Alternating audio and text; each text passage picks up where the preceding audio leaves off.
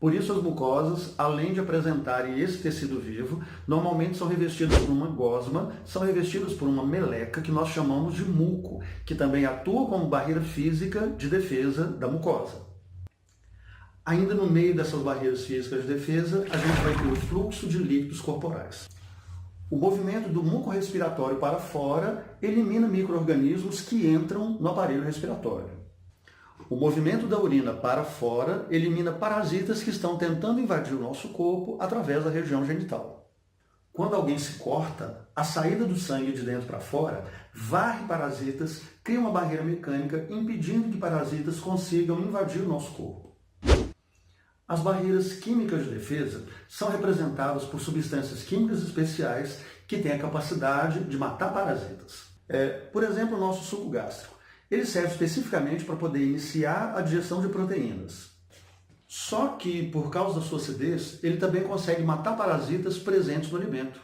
Animais carniceiros, como por exemplo o urubu, eles apresentam um suco gástrico extremamente ácido, extremamente corrosivo, que permite que esses animais consigam se alimentar de matéria morta em decomposição sem ter qualquer problema de saúde advindo da sua dieta.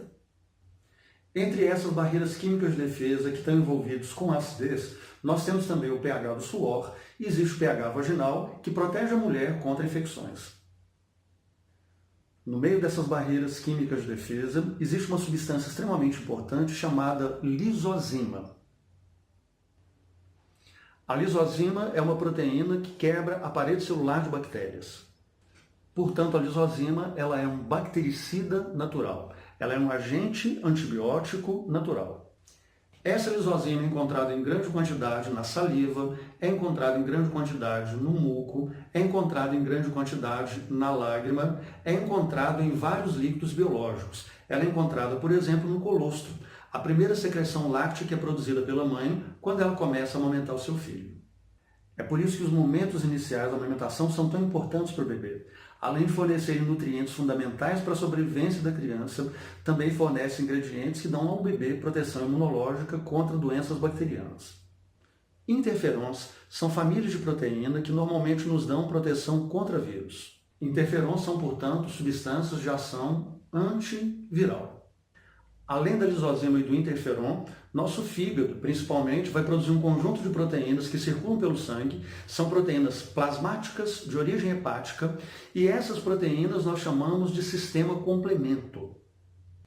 O sistema complemento é formado por um conjunto de proteínas que ataca a superfície de diversos parasitas. No meio das nossas barreiras celulares de defesa, nós vamos ter células especiais, como por exemplo aquelas células que conseguem devorar parasitas. Essas células capazes de devorar parasitas são conhecidas como células fagocitárias. E no meio dessas células fagocitárias nós temos dois tipos importantes para a gente conhecer, os macrófagos e os neutrófilos. Macrófagos são células fagocitárias encontradas em praticamente todos os nossos órgãos. São células que devoram parasitas que estão tentando invadir o nosso organismo. Macrófagos também servem para poder devorar células mortas que estão se acumulando nos tecidos. Macrófagos são, portanto, uma das nossas barreiras mais importantes para evitar infecções. Lá no nosso sangue, nós encontramos um conjunto de células que também têm ação fagocitária e essas células são conhecidas como neutrófilos. Neutrófilos são os glóbulos brancos mais abundantes que nós temos. Quando ocorre uma lesão, esses neutrófilos abandonam o sangue e eles migram na direção dos tecidos. Essa migração nós chamamos de diapedese. Ao chegar na região infectada, os neutrófilos eles devoram tudo que eles podem.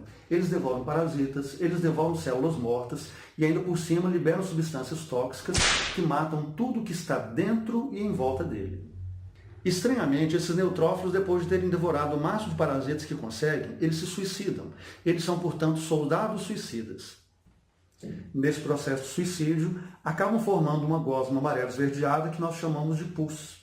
Portanto, o pus ele é uma espécie de cemitério líquido.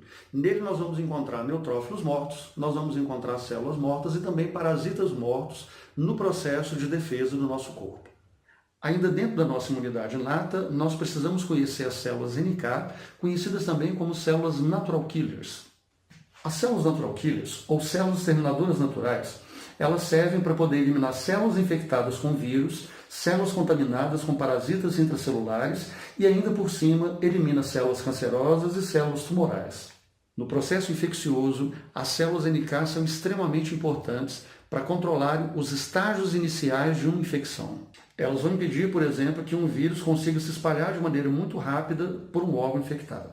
Essas células NK, elas são capazes de eliminar células mutantes, células cancerosas e células infectadas com parasitas intracelulares. É um tipo de célula que, portanto, nós vamos utilizar para poder controlar e eliminar infecções virais, principalmente nos estágios iniciais do processo infeccioso. O quarto componente da nossa imunidade inata é a inflamação. Mas inflamação é um tema muito complexo e a inflamação ela vai ficar para a gente ver no nosso próximo vídeo. No próximo vídeo, então, a gente vai discutir em detalhes todos os processos envolvidos na inflamação.